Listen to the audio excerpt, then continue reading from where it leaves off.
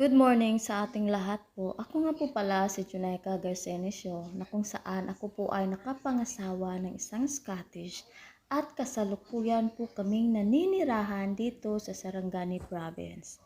Kahit hindi man gaanong mayaman ang aking napangasawa, pero masasabi ko talaga napakasaya namin at nagkakaintindihan kami.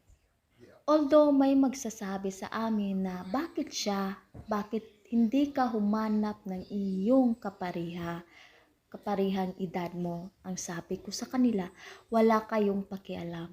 As long as mahal niya ako, mahal ko rin siya, wala kayong pakialam.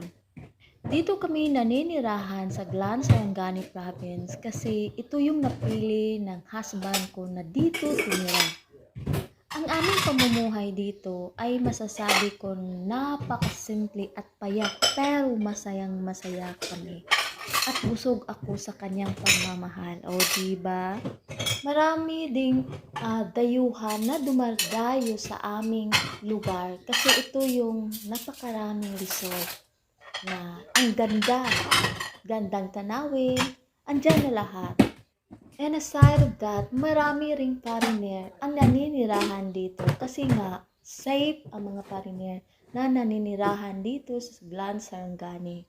Ang aming bahay dito ay napakasimple lamang pero masayang masaya kami.